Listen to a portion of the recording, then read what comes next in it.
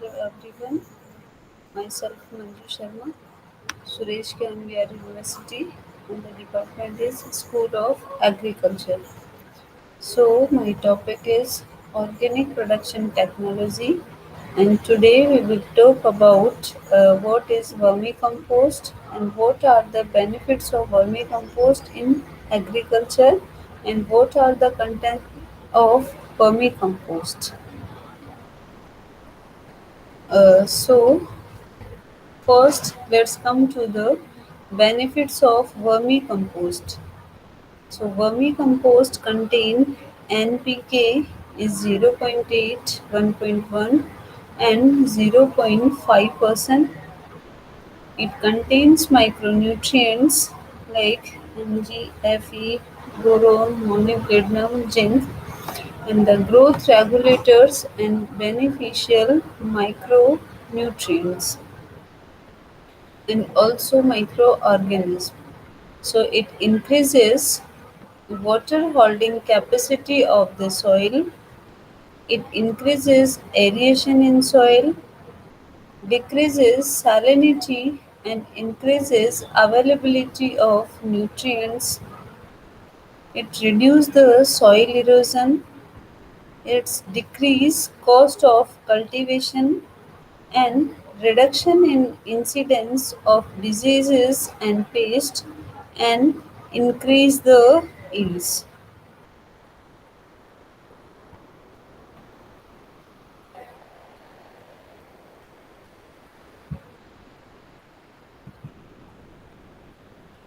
So now what is the use of vermicompost in agriculture? So for almost all crops apply vermicompost. It is 2.5%, 2.5 ton per acre at the time of sowing. Vermiculturing in situ leaves worms in the field, maintains sufficient moisture by regular irrigation and lot of crop residues.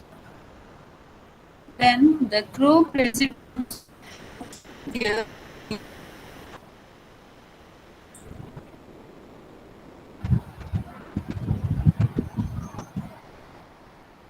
maintain sufficient moisture by regular irrigation and lot of crop residues. So the crop residue have to be there in the field. Don't apply chemicals or chemical fertilizer to soil but throw the leaves because in organic farming these all types of chemicals are not allowed. That's why and the old type of organic contents those are providing all the micronutrients to the soil. So there should be spray the vermi wash on the crop. It contains micronutrients, growth regulators, and microorganisms. So these are coelomic, fluid antibacterial, primary degradation by microorganisms and secondary degradation by earthworms. So all microorganisms multiply several times in earthworm guts. These microorganisms to biodegradation than actual earthworm.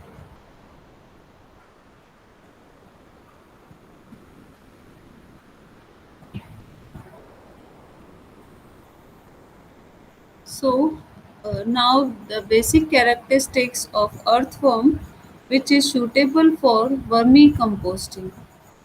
So should have high rates of consumption, digestion and assimilation, should have high adaptability to varying environmental factors like temperature, rainfall, relative humidity, etc.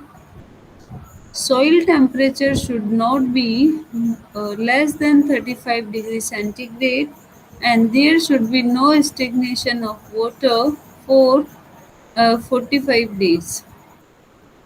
So should have feeding preference and adaptability to wide range of organic material.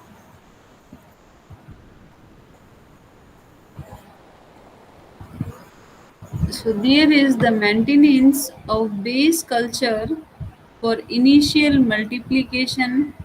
Based substrate is cow dung. Base culture should be multiplied on this substrate for any commercial venture. Maintenance of seed culture is a must. So there should be a mixing of cow dung plus pieces of banana pseudostem in 1:1, which gives more number of worms due to more multiplication rate.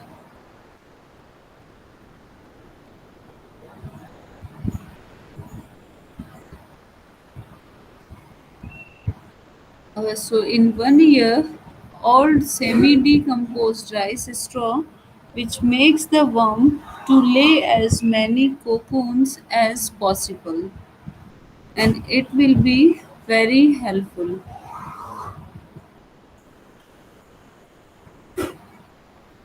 Now, what are the methods of vermicomposting? So, in method, the first is indoor, which is a small scale production. Another type is outdoor, that is large scale production. In large scale production, like pit system is there, heap system is there, brick system, and Kadapa slab method. So these all are the methods of vermicomposting. After that, recycling of organic residues, how we have to recycle them and how we have to use the organic products.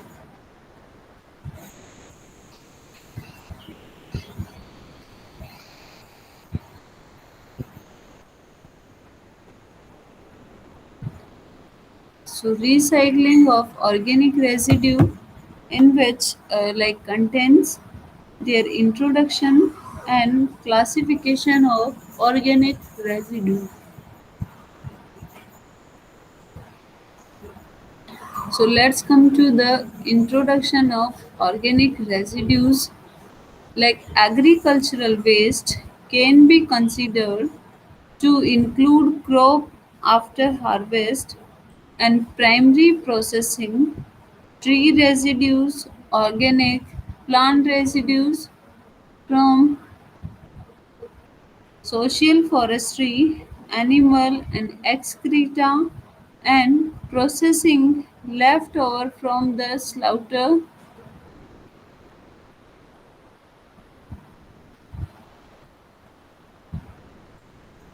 So there should be uh, like include crop after harvest and primary processing, tree residues, organic plant residues from social forestry, animal excreta, and processing leftover from the slaughter, lower and agro-industrial waste.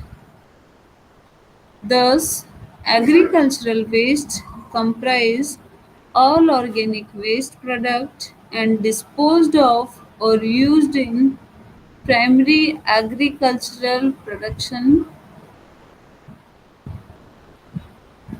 So it is estimated that these organic waste available in India can supply at about 7.13 and 7.6 million ton of nitrogen, phosphorus, and uh, K2O respectively, and the important organic waste potential in India, like animal waste, that is 2018 million ton, Crop residues are 407 million ton, municipal waste 29 million ton, rice husk that is 15 million ton, rice bran that is 2.5 million ton, baggage 5.3 million ton,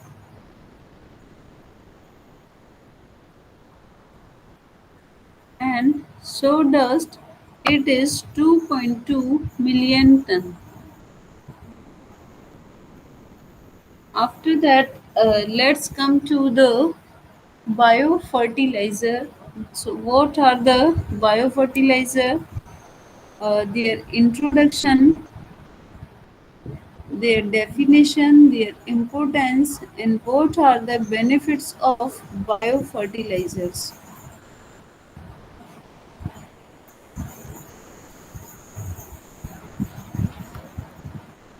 So, according to an estimate, 240 million tons of food grain will be required to feed about 1 billion expected populations by 2000 AD in India, and to achieve this milestone, a sizable quantity of mineral fertilizers will be required.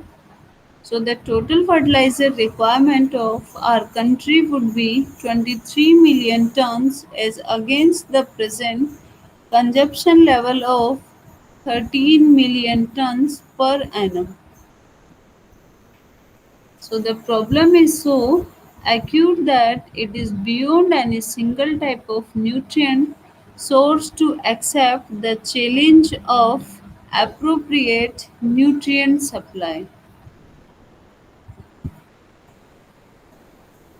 So the integrated use of all the sources such as mineral fertilizers, organic manure, biofertilizer.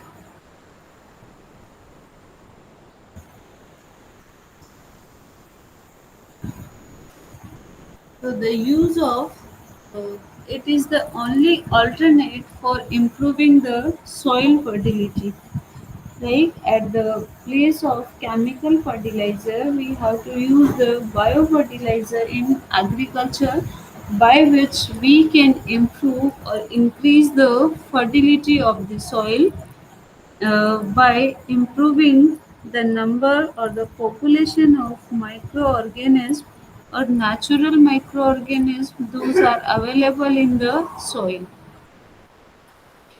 So the use of organic manure and mineral fertilizers is in practice, but use of biofertilizer in agriculture is not popular. Hence, there is a need to make its use popular.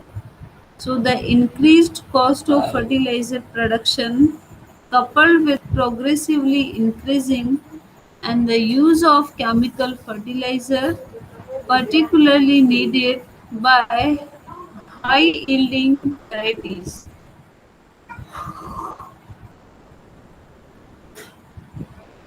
So are the adding to the cost of cultivation of crops and causing the nutritional enhancement in organic agriculture. So basically, nutrients need to growing plant can be made through a number of sources. So the major sources of plant nutrients are minerals fertilizer, organic manure, recycled waste and byproduct, biological nitrogen,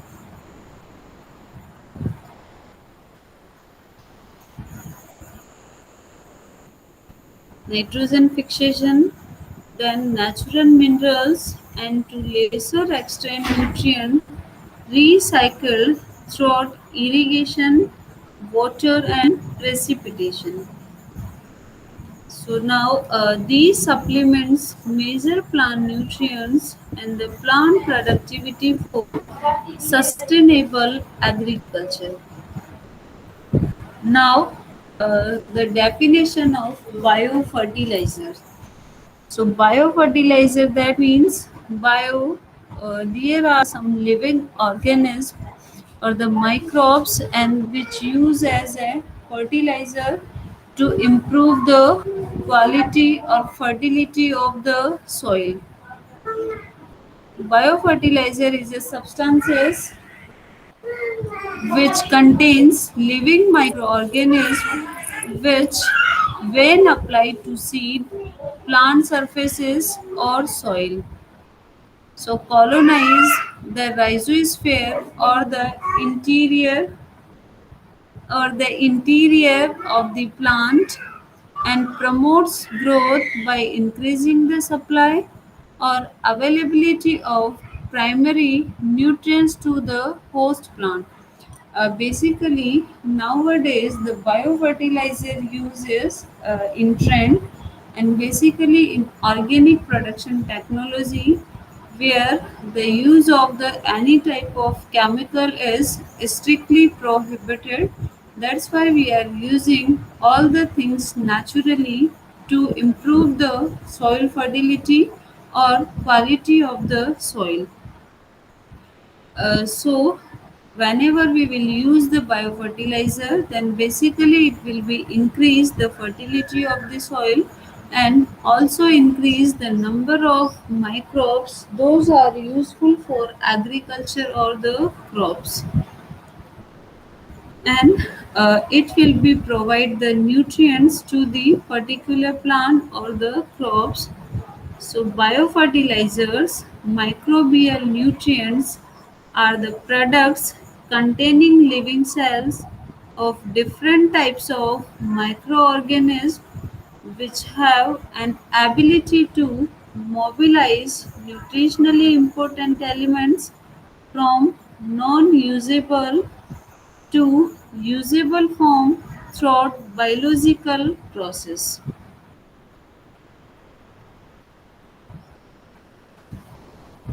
So biofertilizer are not fertilizers.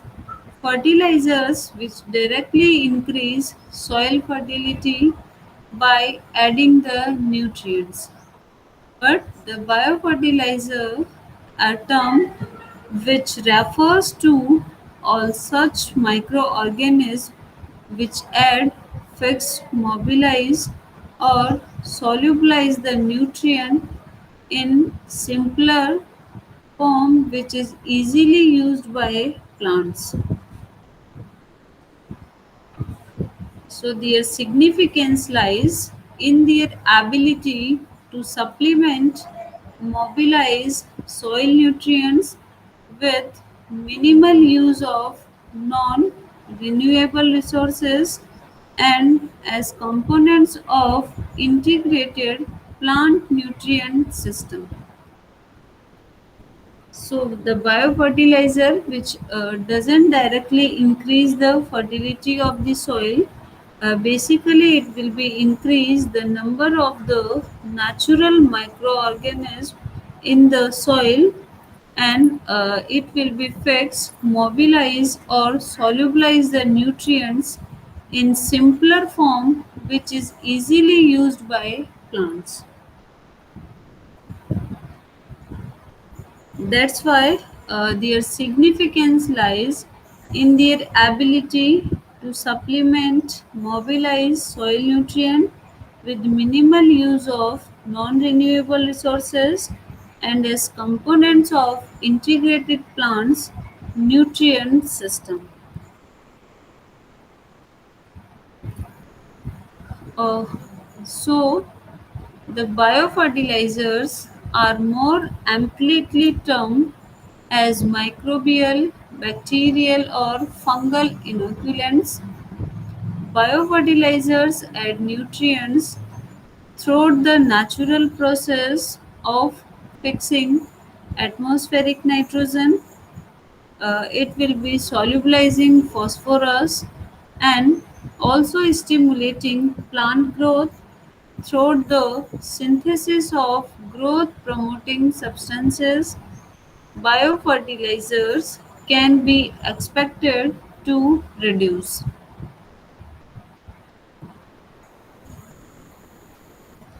So, the use of chemical fertilizers and pesticide and the microorganisms in biofertilizers restore the soil natural nutrient cycle and also build soil organic matter.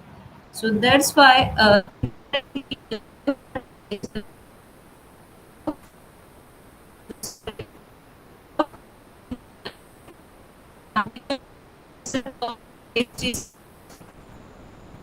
and the microbes, those are as a biofertilizer, they can restore the soil natural nutrient cycle and build soil organic matter. So, through the use of biofertilizer, healthy plants can be grown while enhancing the sustainability and the health of soil.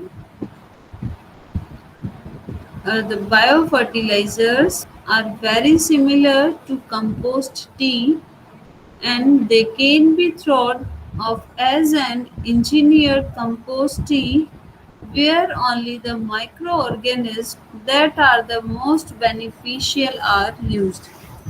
So basically, to use the microorganism, the main motto is that indirectly how we have to increase the fertility of the soil because nowadays the soil health is not good because after green revolution and after the introduction of green revolution in India we all are using totally chemicals. So continuously the use of the chemicals by which the fertility of the soil which is totally lost. Like by using the fertilizer we are maintaining the amount of the nutrients in the crop but basically it decrease and due to the use of chemicals it continuously decrease the fertility of the soil and it's directly affect on the beneficial microorganisms those are present in the soil. So we are again moving towards the biofertilizers. After that, what are the importance? Importance like the increase in the productivity during the green revolution period is accompanied by an exponential increase in consumption of non-renewable sources of energy in view of the fast diminishing energy sources combined with their scaling cost. So, benefits of biofertilizers. First is germination increases up to 20%, improve seedling emergence and growth, increase yield from 10 to 40%. Third one, improve the quality of fruit and keeping the quality. Fourth is saving of 25 to 35% inorganic fertilizers. Next is like it increase the availability and uptake of nitrogen and phosphorus in plants. It's improve the status of soil fertility, maintain good soil health and crop productivity. So these all are the benefits of biofertilizer, introduction of biofertilizer and how the biofertilizers will act in the soil.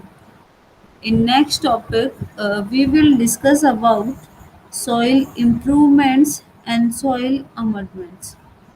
So, how we have to improve the soil quality, how we can improve the soil, and what are the amendments by which we can increase the fertility of the soil, and then uh,